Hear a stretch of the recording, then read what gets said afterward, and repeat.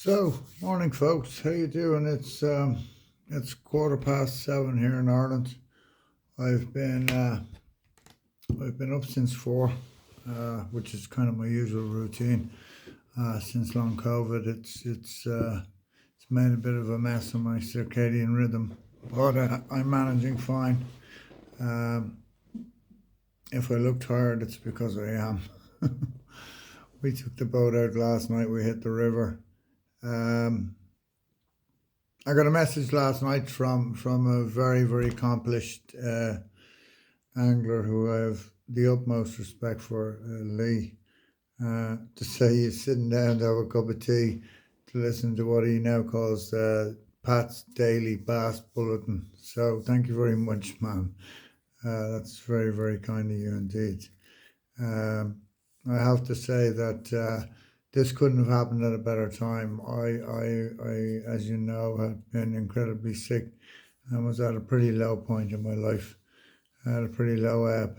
It was kind of hard to see a way forward when you can't make it up your own staircase or cook a meal for yourself or whatever. Um, yeah, so I have a number of people to thank for getting me through that period. One being my dad, who not only cooked for me and stuff, but also put up with my rather black mood. And the other is a three-legged, hairy Parsons Terrier who gave me more love than I probably deserved. I really love that dog. Um, so today I want to talk to you a bit about profile. Why? Well, we were in the river last night, and I've got a Garmin Eco Map. It's a pretty fantastic piece of technology. It'll find your dead relatives, right? It's that good. Um, but So we're marking all these fish on the Garmin, and we're not getting any takes. So what are my thoughts? Well, there are two things it could be. They may be bass, and they are just, we mark so much bait that they could be just stuffed, right? So they fed and they're sitting there digesting. They're not interested or whatever. Maybe they're feeding at night time. I can guarantee this much: we're going to find out. We're going to launch in the dark. We're going to do all sorts, because I am not joking you. When I say we marked fish, I'll put a picture up on Instagram. By Jesus, did we mark fish? Like a phenomenal amount. The other possibility is they're not bass, they're salmon, right? I'm fishing in Waterford Harbour. It feeds three of the best salmon rivers in the country. The salmon are renowned for just sitting in the estuary until they get enough water to head upriver, and water conditions are pretty low up the river at the minute. So I wouldn't be surprised at all if they were salmon. I have a salmon license. I'm entitled to shrimp, so I'm going to run a shrimp over those fish and see if I can get a take in the salt, just for fun, more than anything else. It would be incredible if I could, because I'll get phenomenal fishing. Anyway, we'll keep you updated. Only time will tell on that. But obviously, when the fish are like that, I try a lot of things, right? So I tried a lot of different baits over them, a lot of different weights. We were marking fish, particularly in 35 foot of water. In places, the channel drops to 70 foot, right? The river is just incredible. It's a mile wide here in front of my house. It's phenomenal. It holds an incredible head of fish, right? It's definitely the nursery area for the whole of the kind of Wexford, Waterford coastline. But I want to talk to you a bit about profile. So here's a lure that's gone out of fashion, right? Fashion is a funny thing. Why do people plug lures and say this, that, and the other? Well, money is the answer, right? You've got to be able to sell something new or whatever, da. Now, it may well work or whatever, but it doesn't mean that doesn't work, right? that lure works as well for me today as the very first day I put it on, right? That's on a 7 gram batchy head. I really like the batchy head for two reasons. One, it has an incredibly strong hook. I've yet to bend out of a bass and I've landed many, many double figure fish on it. And two, is it gets the lure to sit up, right? So as the tide flows down, you've got this dunk, dunk, dunk, right? It just bounces down and the rattle works its magic, okay? So if you're coming to fish with me, if you're coming to Ireland, well, I'll have packs for sale anyway, but you know, if you have a particular colour you like or whatever makes you feel confident, bring it, right? The most important thing is that you're confident in what you're fishing. Or if you've got a similar style of lure that you'd rather fish, for instance, another total classic, by the way, our old friend the Sluggo. I mean, that is just an awesome lure. It can be fished several ways. I mostly like to fish it on a batchy head and just tip it along the bottom, but you can also fish it weightless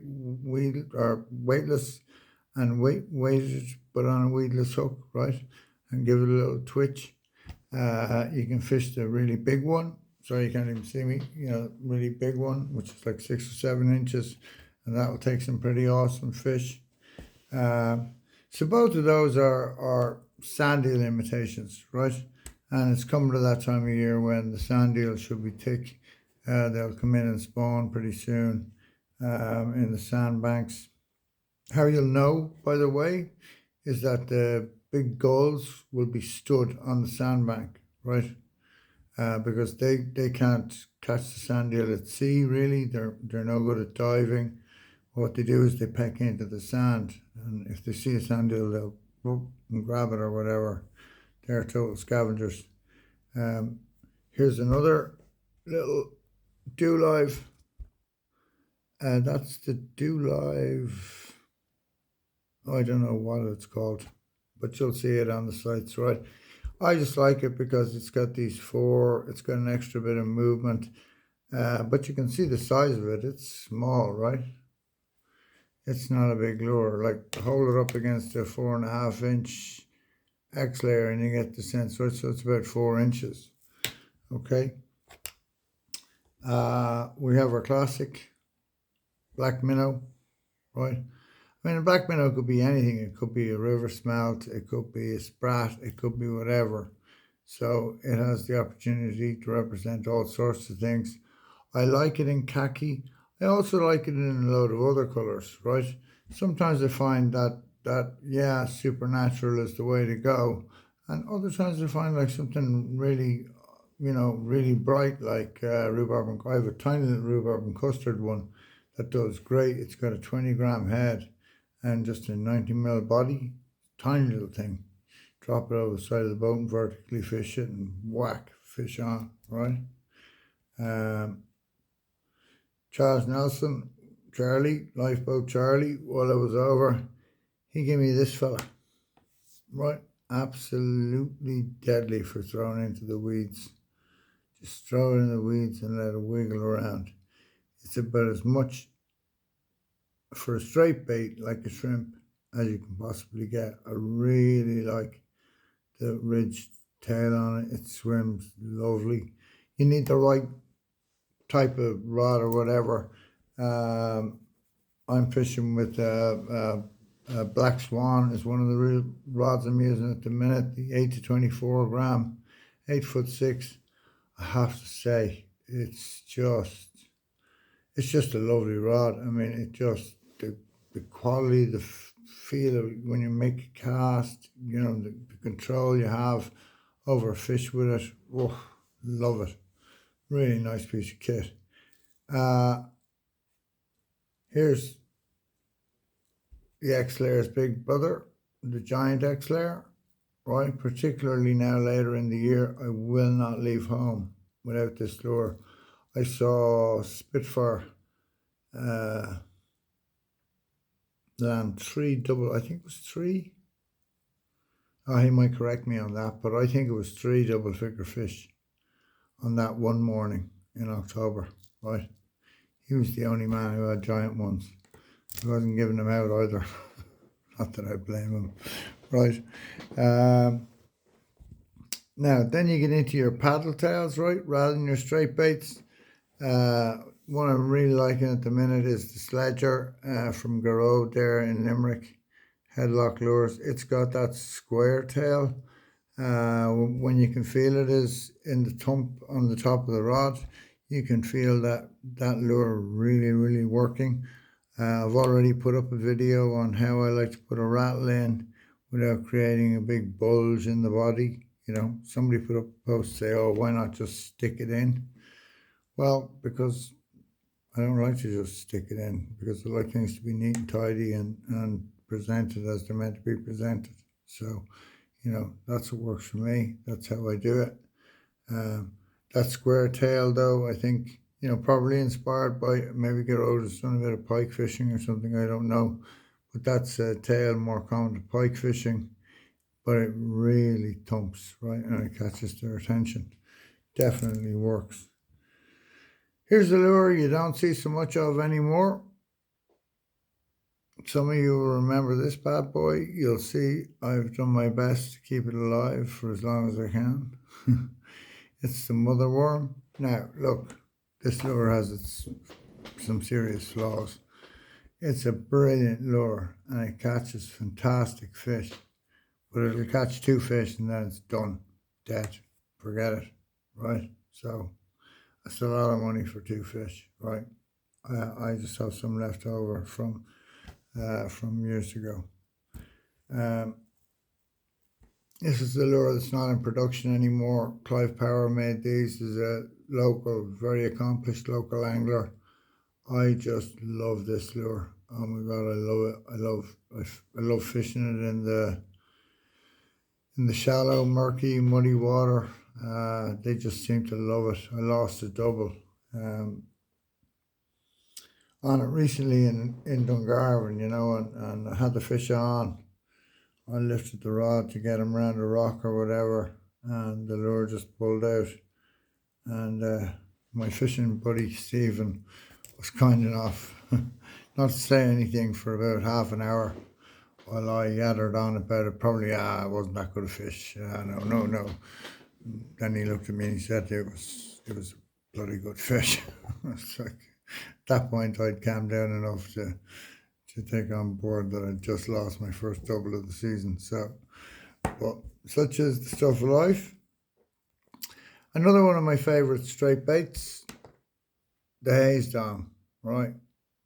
You know, the French are very rarely wrong when it comes to fishing. Some of the best fishermen I've ever fished with are French, right? They certainly have broken absolutely new ground on estuary fishing, you know. They opened my eyes. There's one chap from Ultimate Fishing in particular who's just totally worth paying attention to. I mean, it was watching him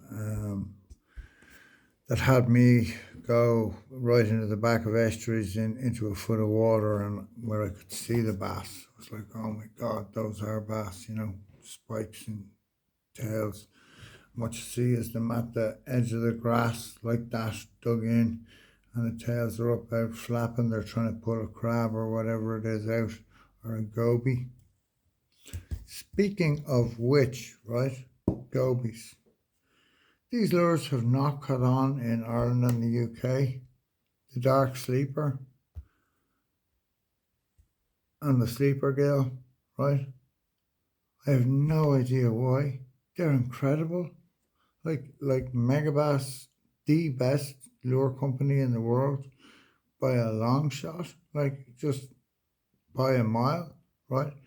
For me, it's between them and Duo, right? That thing, it looks like just about every goby and rockfish and, you know, rock pool. I'm not great at the LRF species, right? What's the other funky little ones? Anyway, it doesn't matter what the name of them is. Look at it. Bass are absolutely going to muzzle that. I particularly like the sleeper gill because it's got that slightly wider profile, But again, very cleverly, Megabass have hidden hook, the hook inside in the fin, right? And it's a good, big, thick, strong hook, right? You're not, once you hook a fish, it's not going to bend out. You're not going to lose that fish, right? So if you haven't already tried these, give them a try. They really are lethal. I don't have it here, but I am also fishing the sleeper crawl, and it's working very well for me. I've had some really nice fish on it. Here's a blast from the past. Remember those bad boys? Storm, Sandale, right? I was rooting around in Charles's shed, he had a couple of packets. I mean, look at that. It's just a basic piece of plastic. That caught me so many fish in the Bannow Estuary. I'm not joking you. It would catch when nothing else would catch, particularly this time of year when those sandeel were around. Just brilliant. A company I think that's going to go a long way on the European market, ESPE. I really like this little fork tail. It's kind of a jerkbait effort, right? You're going to be able to throw that into a patch of bubbleweed, pull it over the top, and then just let it wobble down. I'm going to add a little bit of lead in here myself. I have a coil of lead and a bit of super glue and scales so I can get it to the right weight, probably about 2 grams.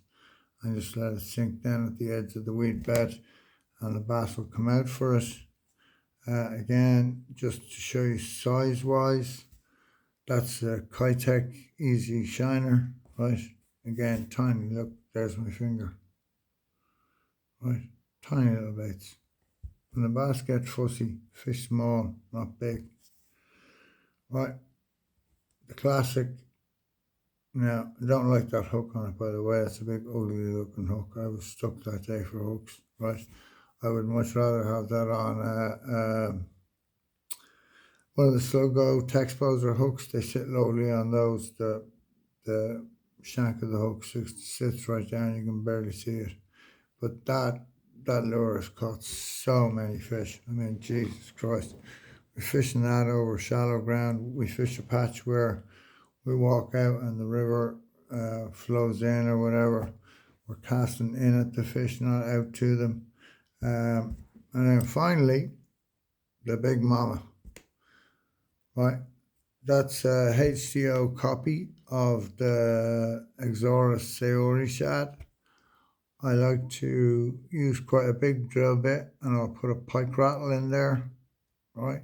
So it really thumps like boom, boom, boom, boom, and a big noisy, 2 big noisy ball bearings. And then again, just another dark sleeper in a different color. As I say, color can matter. Just change it up for a bit of variety. So that's a little talk about profile and lures and basically not catching fish and wondering what type of fish they are.